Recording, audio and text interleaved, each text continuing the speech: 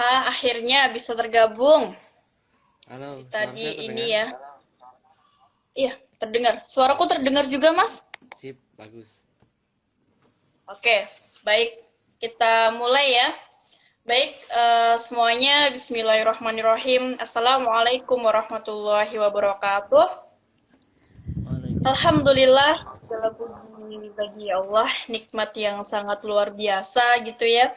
Hari ini first time nih ya Mas, kegiatan LAPSI PPIPM yang dari Departemen Pendidikan Riset gitu ya. Sebelumnya semuanya penonton semuanya ya, dan nanti juga akan kita save. Jadi teman-teman bisa lihat lebih detail lagi nanti bagaimana obrolan kita hari ini gitu. Oke, baik sebelumnya perkenalkan semuanya, saya Ipmawati Isnaini Sofiana. You can call me Isna. Saya dari Departemen Pendidikan Riset LAPSI Pimpinan Pusat IPM gitu. Oke, baik sebelum nanti kita masuk ke pembahasan gitu ya. Terima kasih Mas Hari yang sudah berkenan untuk menjadi pembicara pertama dalam kegiatan Talk to Scientist kita gitu ya. Ini sangat luar biasa sekali nih teman-teman. uh, Apa karirnya, penelitiannya itu sangat banyak sekali. Saya sangat ngefans ini sama beliau. Uh, jadi kegiatan Talk to Scientist nanti insya Allah akan kita lakukan selama 1 bulan itu 2 kali gitu ya. Nanti selain kita membahas tema, kita akan membahas tentang penelitian, terusan nanti kita juga ada forum khusus, kita itu mengangkat peneliti-peneliti muda dari siswa-siswa gitu, karena uh, banyak sekali juga ternyata siswa-siswa pelajar Muhammadiyah di seluruh Indonesia tuh yang mempunyai banyak karya gitu. Maka dari itu kita juga pengen branding juga gitu biar biar menginspirasi semua pelajar gitu. Oke. Tema pertama yang kita angkat dalam kegiatan Talk to Scientist hari ini adalah riset itu asik gitu, seperti tagline-nya LAPSI ya, riset itu asik, pelajar meneliti gitu ya. Nah, kadang gini ya, apa framing teman-teman bahwa penelitian, riset dan sebagainya, aduh itu sangat rumit, sangat susah kayak gitu ya. Nah, kita hari ini akan kupas dengan master of risetnya ini ya, Mas Hari gitu ya. Beliau itu sangat luar biasa sekali dengan berbagai karya begitu ya. Uh, dengan karya-karya beliau itu juga bahkan setiap hampir setiap bulan kali ya Mas ya, riset gitu ya. Insya Allah. Nah, gitu teman-teman. Jadi jadi karena pelajar ya, seperti semboyan kita ya, nun wal kolam wa turun, kita tidak bisa jauh juga dari pena, terusan kita juga tidak bisa jauh dari dunia pendidikan, dunia riset gitu. Maka dari itu kita pengen mengajak teman-teman mengetahui lebih dalam sebenarnya seasik apa sih meriset itu gitu ya. uh, Kok sampai nih contohnya nih ya, ada Mas Hari yang dia itu sangat excited banget, sangat suka banget, hampir setiap hari dia itu meriset gitu ya. Ada keasikan apa sih? Mari kita gali bareng-bareng gitu ya. Oke, sebelumnya saya perkenalkan ya, pembicara kita pada malam hari ini. Beliau adalah Mas Hari. Saya biasa memanggil Mas ya, karena beliau senior saya di kampus ya. Uh, dan luar biasa sekali dengan usia yang masih sangat muda. Beliau ini adalah mahasiswa S3 pendidikan ilmu pendidikan bahasa di UNY gitu, dan juga dosen juga ya Mas ya di UIN Raden Mas Said gitu. Nah, mungkin kita bisa ngobrol gitu ya Mas ya, sebenarnya apa sih hal yang menarik dalam riset itu gitu, apalagi ini buat kita nih para pemula semua nih gitu ya, anak-anak pelajar sebenarnya, sebenarnya hal-hal kecil tuh kan bisa kita riset ya, banyak sekali hal. Kalau kalau teman-teman pasti ada ini ya, di beberapa sekolah itu ada KIR ya, karya ilmiah remaja gitu. Nah, itu juga bisa menjadi awal nanti kita juga mengembangkan dunia riset atau mengembangkan penelitian apa yang ingin kita teliti gitu. Mungkin bisa dijelaskan Mas apa ya bagaimana riset itu bisa asik, mungkin nanti juga bisa dijelaskan juga pengalaman meriset dan lain sebagainya gitu. Monggo waktu dan tempat kami persilahkan kepada Mas Heri. Oke, Silahkan Mas. terima kasih atas waktunya ya Isna dan teman-teman IPM dan teman-teman yang menyaksikan acara ini gitu. Mengapa sih riset itu kok menarik gitu ya? Padahal di sebagian orang riset itu katanya pusing, bikin mumet gitu. Tapi kenapa saya kok suka nulis gitu ya?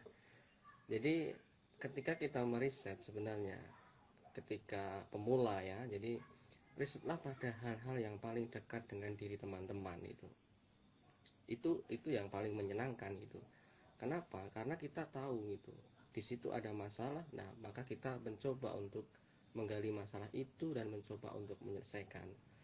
Saya kalau tidak salah tahun berapa ya Isna dan teman-teman itu pernah menjadi juri KIR juga Maba kali di Mas. Maba bukan udah aktif ini kayaknya. di 2019 kayaknya saya pernah menjadi juri juga di juri KIR karya ilmiah remaja itu ya di Klaten juga, di sekolahnya siapa itu Mas Margono kalau nggak salah. Ternyata karya-karya KIR Mas mungkin teman-teman. mikrofonnya bisa didekatkan ya, soalnya suaranya agak kekecilan. Oke, sudah. Nah, Oke, jadi ya, sip. saya pernah Oke. menjadi juri juga di sekolah Muhammadiyah juga di Klaten itu. Karya teman-teman remaja itu luar biasa, judulnya bagus-bagus, menarik-menarik dan inovatif itu. Tetapi sayangnya kemasannya yang belum cukup menarik. Artinya kemasannya itu ya tulisannya itu. Memang tulisan itu perlu dibangun sejak kita masih sekarang gitu. Saya dulu juga tiba-tiba tidak bisa menulis, kemudian berlatih dan akhirnya bisa gitu. Jadi tip yang pertama ketika kita ingin meriset supaya kita tidak jenuh, supaya kita asik, yang pertama adalah riset hal paling dekat dengan diri kita. Misalnya teman-teman bisa riset juga bagaimana ketika ada kucing di rumah itu. Teman-teman bayangkan nggak tidak ketika ada kucing di rumah dan rumah itu sudah tembok semua, sudah di keramik semua, berpikir tidak kira-kira kucing itu kalau buang hajat di mana? Pernah nggak terpikir seperti itu? Kalau pernah, coba itu kita desain, kita riset, itu hal terdekat dari diri kita itu, ataupun hal-hal lain itu, misalnya pola makan di dalam satu keluarga, sama atau beda kira-kira?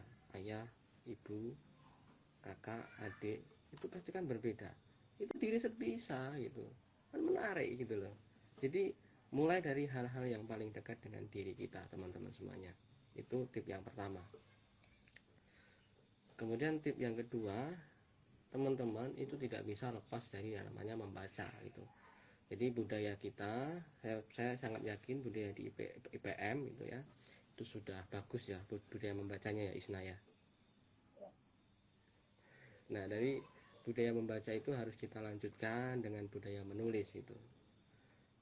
Karena ketika saya membaca ayat yang pertama, ketika ayat yang pertama turun itu kan tentang Iqra bismi rabbika alladzi khalaq dan seterusnya itu, yang intinya perintah membaca. Setelah saya baca tafsirnya, di dalam tafsirnya Ibnu Katsir itu ada sebuah ungkapan, itu asar sahabat atau kebiasaan sahabat, yaitu qaidul ilmu bil kitabah, ikatlah ilmu dengan tulisan. Artinya membaca dan menulis itu adalah hal sepaket itu. Membaca, menulis itu sepaket, dan itu sebagai jembatan untuk nanti teman-teman melakukan yang namanya riset gitu. Itu Isna yang kedua. Ya itu tipnya untuk melakukan riset supaya asik gitu. Riset itu tidak asik karena kita jarang membaca. Itu. Ya. Oke, menarik gitu ya. Kita tidak akan bisa terlepas dari riset itu karena kita tidak membaca gitu ya. Nah, ini juga menjadi budaya kita hari ini, terutama juga di IPM yang gerakan gerakan yang kita Halo? Oke, masuk ya. Gerakan yang kita hadirkan pada hari ini kan adalah gerakan literasi gitu ya, gerakan membaca gitu ya. Dan seperti yang Mas Hari katakan tadi, riset itu dengan hal-hal yang terdekat dengan kita dulu, terus habis itu dan yang kedua itu kita juga tidak boleh terlepas juga dari membaca gitu. Nah, ada nggak sih Mas tips gitu biar kita itu kayak nggak bingung gitu loh dalam acuan gitu. Kadang kan kita kan masih bingung nih, gimana sih prosedurnya sebagai periset awal nih kayak gitu ya. Bagaimana sih uh, awal mulanya kita untuk menyusun sebuah penelitian kayak gitu. Mungkin juga bisa dijelaskan gitu. Gitu, Mas. Oke, jadi ketika teman-teman nanti membaca buku-buku tentang riset gitu ya, ataupun buku-buku tentang tip riset ataupun website blog tentang riset gitu, itu pasti yang pertama adalah teman-teman diminta untuk menentukan tema itu, kemudian teman-teman menentukan tujuan, kemudian teman-teman menentukan judul dan seterusnya. Kalau saya tidak, jadi ketika meriset supaya asik itu kita tidak pusing, yang pertama adalah ada tidak bahan yang mau diriset itu. Saya tadi contohkan bahwa ketika teman-teman di rumah melihat kucing gitu yang di rumah teman-teman, nah di situ dia bingung untuk buang hajat, itu kan sebuah data awal untuk melakukan riset itu. Ketika teman-teman sudah mendapat data itu, maka teman-teman akan berpikir kira-kira untuk mengatasi itu apa yang dapat dilakukan itu. Misalnya teman-teman membuat desain tempat untuk kucing itu buang hajat itu. Nah itu kan menarik itu.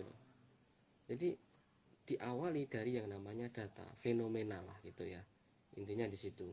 Kemudian setelah teman-teman menemukan data, menemukan fenomena itu, teman-teman baru mencoba memfokuskan apa yang mau diriset itu. Misalnya ketika melihat fenomena kucing tadi, teman-teman melakukan riset yang namanya, oh ya, saya harus membuat tempat hajat untuk kucing gitu. Itu kan nanti menjadi sebuah desain tempat hajat kucing gitu. Misalnya seperti itu. Ataupun dalam riset-riset kebahasaan itu, teman-teman bisa juga meriset terkait dengan bidang bahasa. Misalnya karena saya bidang bahasa, misalnya ada fenomena di media sosial, misalnya terkait dengan kebijakan pengaturan pengeras suara di masjid itu kan menimbulkan pro kontra. Yang pro tentu akan memuji kebijakan itu, yang kontra tentu akan merendahkan kebijakan itu atau menghujat kebijakan tersebut. Maka teman-teman bisa melihat fenomena itu, kira-kira bagaimana ya orang itu ketika memuji. Kan banyak itu caranya memuji, atau bagaimana atau orang itu menghujat gitu. Nah, dari data fenomena itu, maka teman-teman akan bisa memfokuskan apa yang mau diriset gitu. Setelah itu teman-teman tinggal membaca teorinya, kemudian teman-teman menyusun metodenya, dan teman-teman menyusun hasilnya. Sudah jadi yang pertama yang penting untuk dilakukan adalah teman-teman mengetahui fenomenanya, apa masalahnya gitu. Itu yang pertama dan paling utama sebenarnya. Tapi ketika di berbagai literatur itu yang diutamakan adalah tema dulu. Tapi kalau saya tidak, tapi fenomena dulu atau data dulu gitu. Itu teman-teman dan Mbak Isna. Oke, baik. Menarik ya. Yang terpenting seperti jadi kita tidak harus teoritis ya, harus menemukan temanya dulu, harus kita bikin pendahuluan dulu dan sebagainya gitu. Tapi ada hal yang terpenting dalam ketika kita ingin memulai riset itu adalah ketika kita menemukan fenomena, menemukan bahannya gitu. Oke, baik. Terus ini Mas, kan ada nih ya, kadang itu kita itu metode apa sih yang paling mudah kita pahami gitu. Kadang kan kita masih bingung nih ya. Mungkin nanti di segmen selanjutnya bisa kita bahas nih ya, ada berbagai macam-macam metode gitu. Mungkin untuk kita nih, maksudnya misal di anak-anak sosial gitu ya, metode paling yang mudah kita pahami itu seperti apa gitu. Oke, jadi secara garis besar itu riset itu kan dibedakan menjadi tiga ya, secara garis besar itu ada riset kualitatif, ada riset kuantitatif, dan ada riset evaluasi gitu. Nah, orang itu terkadang bingung ketika mau menggunakan metode apa gitu.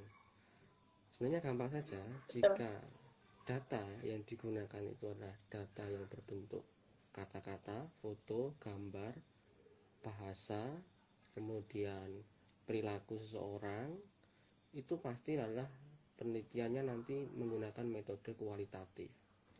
Tetapi jika penelitian itu menggunakan data berupa angka-angka itu pasti adalah riset kuantitatif kan gitu. Jadi riset kualitatif dan kuantitatif itu dibedakan dari itu secara pendekatannya. Tapi masih banyak lagi jika kita mau merinci. Tapi yang paling mudah itu adalah itu mengidentifikasinya. Kemudian jika evaluasi itu berkaitan dengan riset yang sifatnya menilai itu.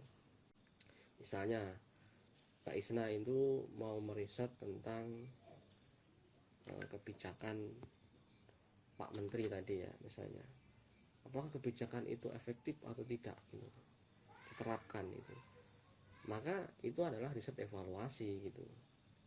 Jadi untuk mengidentifikasi dengan dua cara itu tadi Mbak Isna. Jadi jika data yang digunakan itu berupa angka-angka, maka riset itu adalah riset kuantitatif. Tapi sebaliknya, jika data yang digunakan itu berupa kata-kata, bahasa, kemudian foto, gambar, perilaku seorang, itu adalah riset kualitatif. Tapi nanti itu berkembang gitu. Tinggal nanti judulnya seperti apa, fokusnya seperti apa akan berpengaruh. Secara sederhana seperti itu Mbak Isna. Oke, baik. Menarik ya. Jadi kita tahu lebih gitu ya. Mungkin next kita juga pengen bahas ya Mas secara lebih detail gitu ya nanti bagaimana metode kualitatif seperti apa, terus kuantitatif seperti apa. Karena kan segmen Talk to Scientist ini kan nggak cuma sekali tayang aja gitu. Kita akan ada part-partnya gitu ya. Gitu. Oke, Oke, baik. siap. Iya, terus gini, eh, terkadang itu apa sih Mas yang menghambat riset itu nggak selesai gitu? Kan kadang kita sudah di awal tuh udah bersemangat nih, ini ada bahan nih ya gitu kan, ayo kita riset nih bareng-bareng, tapi ternyata di tengah jalan itu stuck gitu. Aduh, udah nggak tahu lagi dah gimana nih gitu. Nah, sebenarnya apa sih yang bisa menghambat itu dan terus solusinya tuh seperti apa gitu? Karena hal-hal seperti ini banyak banget kita temui gitu. Itu Mas Oke. Heri. Oke, yang sulit itu sebenarnya eh, bukan risetnya, tapi menulisnya ya. Iya tidak Isna? Ya, ya Menulisnya betul. ya. Saya Oke. mengalaminya, Mas. Oke. Jadi saya itu ketika dulu ya, ketika itu yang saya membimbing itu seperti ini. Menulis itu tidak ada teori yang lebih baik kecuali saat ini kamu menulis itu. Jadi riset itu intinya adalah menulis, menulis dan menulis itu. Jadi tidak ada teori yang hebat, yang lebih hebat daripada teman-teman itu mulai menulis itu. Nah, hasilnya bagaimana kalau jelek gitu? Tanyakan pada ahlinya. Itu kan punya teman itu. Nanti bisa lah di sharing-sharing ke saya hasil risetnya itu. Nanti saya baca, insya Allah ya. Jadi penghambatnya itu adalah teman-teman kurang berkomitmen untuk menulis itu saja sebenarnya. Tidak ada penghambat lain. Oke. Jadi problem terbesar yang menghambat tidak berjalannya dengan sesuai plan, sesuai timeline dalam riset itu adalah menulis ya. Jadi kadang kita udah ada bahan tapi nggak segera kita kerjakan data-datanya, sudah ada datanya nggak kita olah begitu ya. Jadi itu adalah hal-hal yang menghambat gitu ya. Oke, baik Mas. Di sini aku mau spill dikit ya. Ada beberapa sekolah ini yang memang konsen di riset gitu. Salah satunya SMA Trend Science kayak gitu ya. Dimana dia Iya. itu karena tren sains ya, pesantren dan sains. Mungkin teman-teman juga tahu ya semuanya gitu kan, yang punyanya Gus Pur itu ya, yang bagaimana di Sragen ya, Mas Hadi kan juga dari Sragen juga ya, di Ya, Sragen Sragen itu. tempatnya, ya tempatnya di Sragen gitu ya. Dan ternyata sekelas anak-anak SMA aja sudah bisa mengembangkan dunia iptek itu dikaitkan dengan apa ya, ilmu-ilmu dalam Al-Qur'an gitu. Bagaimana dia bisa mengkolaborasikan gitu. Bahkan mungkin hari ini mungkin kita yang sudah mahasiswa ya, ataupun sudah selesai lah SMA gitu. Kadang kadang kita nggak sampai mikir kayak gitu ya. Nah, ternyata banyak banget hal-hal sederhana gitu ya, hal sederhana yang bisa kita buat untuk penelitian kayak gitu ya. Nah, mungkin ada beberapa apa sih ya, kayak tips atau apa ya, bagaimana sih kita itu biar punya semangat terus gitu loh Mas dalam riset. Kadang kadang kita itu kalau misal kalau kalau kir ya, kalau dulu pas anak-anak sekolah, karena dia ada project ya, ada tugas, harus harus harus menelurkan satu penelitian untuk menyelesaikan mata pelajaran itu. Tapi afternya setelah itu mereka tidak ada lagi semangat untuk berkarya lagi gitu. Padahal masih banyak potensi-potensi itu bisa digali lebih dalam gitu. Itu gimana? Oke, jadi awalnya semangat, kemudian tidak semangat, gitu ya. Iya. Oke, jadi ketika tidak semangat itu biasanya karena apresiasi yang kurang baik dari penerima itu. Jadi misalnya ketika ada karya anak-anak di sekolah, misalnya di SMA atau di SMP atau remaja sekalipun itu ketika tidak ada apresiasinya, misalnya setelah menulis kemudian guru tidak melakukan tindak lanjut terhadap karya teman-teman itu, biasanya teman-teman itu akan kecewa gitu. Sudah capek-capek berkarya tapi tidak diapresiasi. Nah, caranya yaitu sekolah harus bekerja sama dengan murid. Setelah jadi naskahnya mau diapakan gitu. Kalau misalnya dibukukan itu kan sudah sangat menyenangkan sekali gitu. Coba dibayangkan anak-anak sekolah sudah bisa menerbitkan buku gitu. Nah, itu kan sebagai latihan awal ya gitu. Setelah itu diajak lagi, dieksplor lagi, dilatih lagi untuk menulis, kemudian diterbitkan di hal-hal yang lebih besar lagi, misalnya menjadi sebuah buku tunggal yang ditulis oleh satu orang siswa.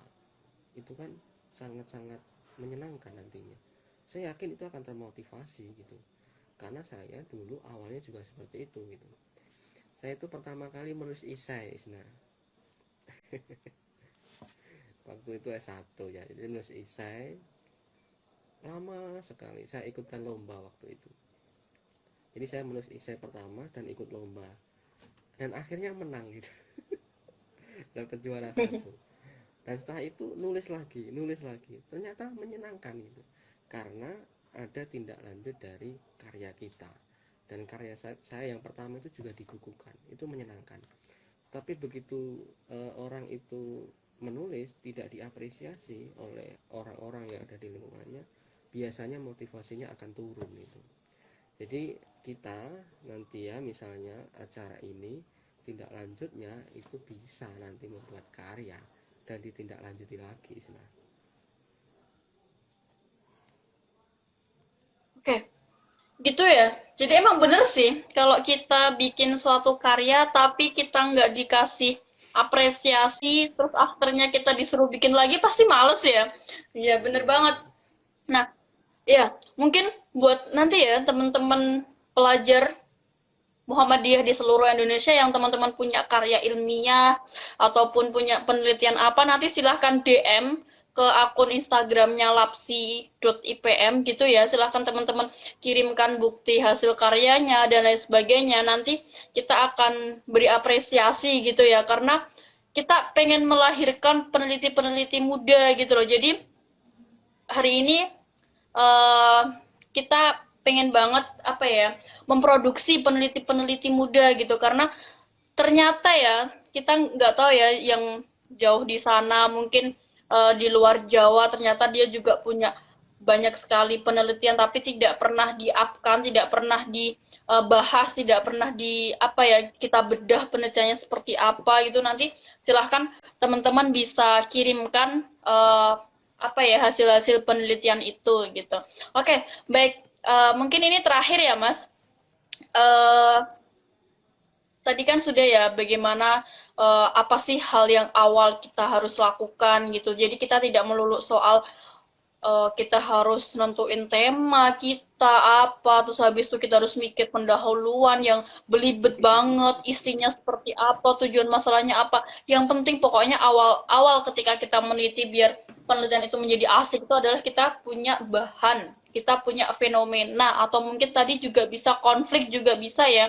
Jadi misal Bisa, bisa. mungkin bisa juga nih ya minyak goreng langka gitu ya. Kenapa sih kok tiba-tiba kemarin langka terus sekarang sudah banyak stoknya terus tiba-tiba harganya naik sampai 100% kayak gitu itu kenapa gitu itu juga ternyata bisa diteliti gitu bahkan mungkin kasus-kasus eh, kasus-kasus dunia perkaderan pun juga bisa kita teliti ya kalau dulu kita sama-sama ini ya mas anak-anak di IMM gitu ya Iya. mungkin ada istilah perkaderan biologis gitu ya dan ternyata itu eh, bagaimana sih mengget kader dengan cara-cara itu dan itu masuk enggak atau mungkin berapa persen ininya efektif apa enggak itu juga ternyata bisa diteliti kayak gitu.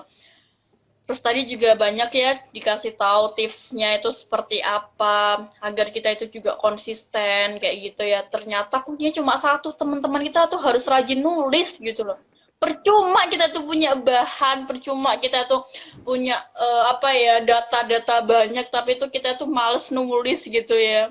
Jadi konsistennya itu ada di menulis gitu ya. Karena mungkin bisa kita konsistenkan ya targetnya mungkin penelitian 2 bulan gitu jadi setiap hari kita luangkan berapa jam untuk nulis kayak gitu ya itu bener banget sih mas aku juga ngalamin aku juga ngalamin gitu ya ternyata problemnya itu gitu oke fine berarti sekarang harus benar-benar konsisten gitu ya oke baik mungkin ini kayaknya ada beberapa ini deh ada yang nanya di ini deh ini ada dari siapa ini ya? Dari Norlin. Selain menjadikan penelitian kita menarik, ketika kita mencari data untuk responden melalui wawancara online, misalnya Google Form, kita juga harus memberikan pertanyaan-pertanyaan menarik agar ketika mencari informasi kepada responden tidak membosankan. Nah, kira-kira cara membuat pertanyaan kita menarik atau menantang bagaimana gitu. Nah, iya sih Mas. Ini sesi tanya jawab dulu nggak apa-apa ya Mas ya? Iya, nggak apa-apa, Kita santai ngobrol aja. asik aja ya. Ini ada yang nanya gitu ya.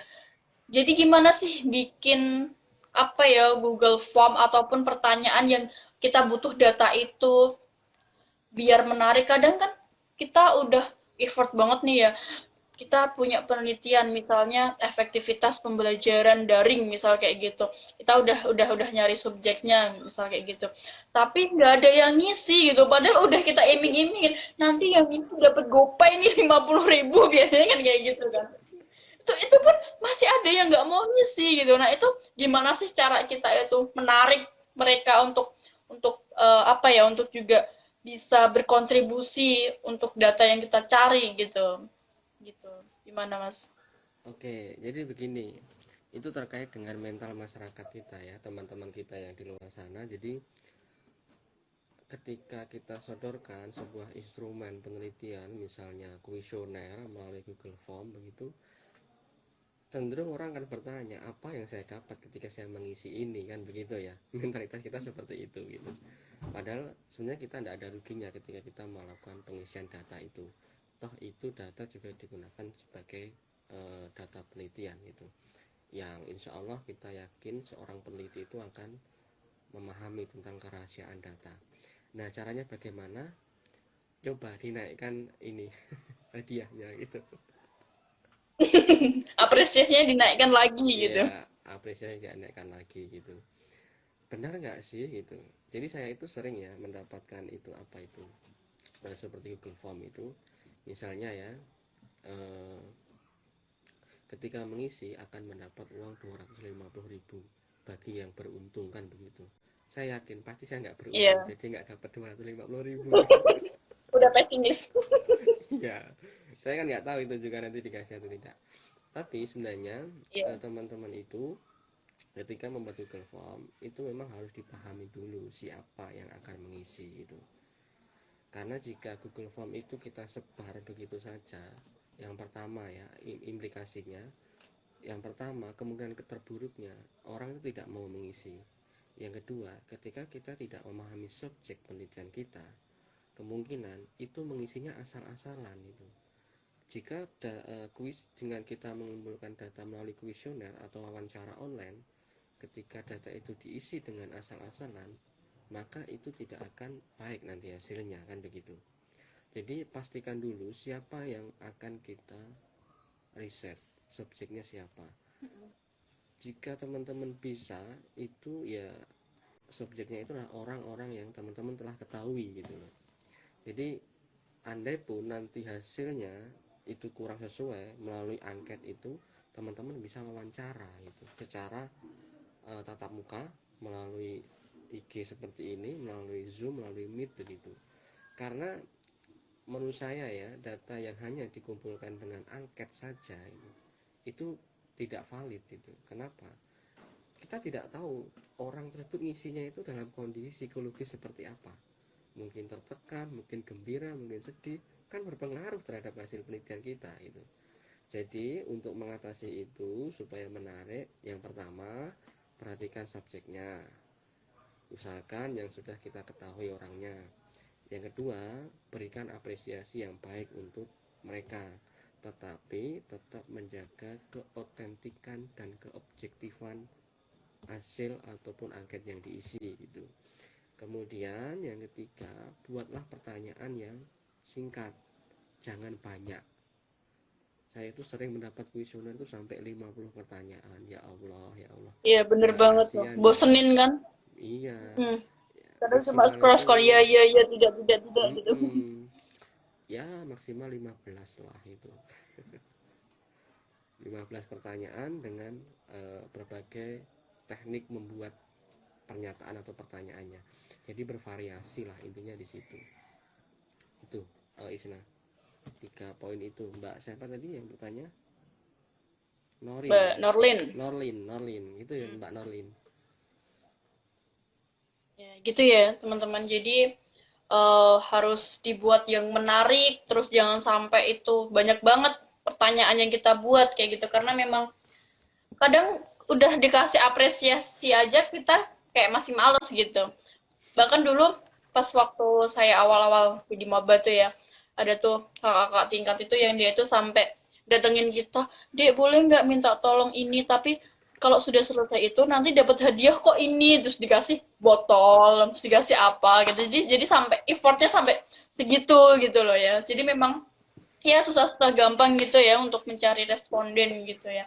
Oke, mungkin ini terakhir bisa dikasih pesan ataupun kesan ataupun statement terakhir gitu Mas untuk kita semuanya, bagaimana kita itu biar selalu apa ya, selalu menginspirasi ataupun selalu uh, apa ya, framing kita itu bahwa riset itu menarik, bahwa riset itu asik gitu, karena hari ini kita pelajar-pelajar hari ini tuh masih masih apa ya, masih membayangkan bahwa riset itu sangat rumit kayak gitu, bahwa riset itu uh, harus beribet dan lain sebagainya gitu. Dan ternyata setelah kita ngobrol tadi ya, nggak tidak seribet yang kita bayangkan gitu. Ternyata banyak banget ternyata hal-hal sederhana yang bisa kita lakukan gitu. Mungkin ini closing statement gitu. Silahkan Mas Eri.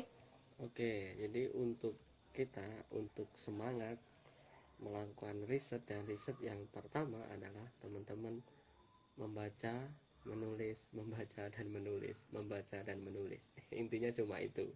Nah, membaca itu tidak hanya membaca buku, tidak hanya membaca Al-Quran, tidak hanya membaca fenomena, tapi membaca semua yang bisa kita baca. Jadi makna ikra yang disebutkan itu menurut saya bukan hanya membaca kitab, bukan hanya membaca buku, tapi membaca fenomena yang ada di lingkungan kita. Kemudian kita tulis, membaca, kita tulis, membaca, kita tulis, sehingga itu akan menjadi sebuah riset nantinya. Itu tentu itu perlu disentuh dengan metodologi penelitian supaya ada nuansa ilmiah di situ. Gitu Isna. Kuncinya cuma itu, Oke, membaca, menulis gitu. iya. Baca dan menulis gitu. Oke ya, teman-teman. Jadi itu poinnya gitu. Agar bagaimana riset kita itu selesai, penelitian kita itu selesai.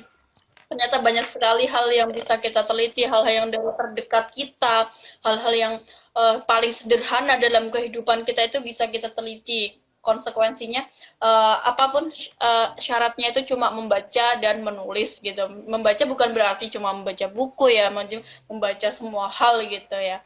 Oke, baik, karena kita waktunya 1 jam ya, karena di live di Instagram kan 1 jam, jadi kita ngobrol untuk awal kegiatan ini Talk to Scientist ini kita ngobrol ringan aja gitu. Next kita akan bedah beberapa metode-metode penelitian secara detail gitu ya. Jadi nanti kita ada part-part gitu. Nanti teman-teman silahkan stay tune terus di Instagramnya Lapsi IPM gitu ya.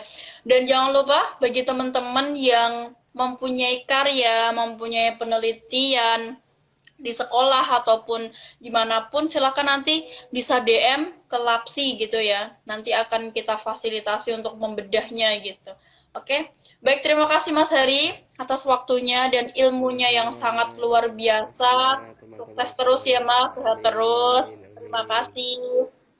Sama-sama. Ya, baik, terima kasih. Aku lu hada wastaghfirullahi walakum nun wal qalami wa mayasurun. Wassalamualaikum warahmatullahi wabarakatuh. Waalaikumsalam Terima kasih warahmatullahi semuanya, wabarakatuh. seluruh penonton. Dan nanti kita akan save ya ke IG Lapsi. Jadi teman-teman bisa menonton terus kapanpun gitu. Oke, thank you very much. Terima kasih Mas Heri. See you Ya, next sama-sama. time.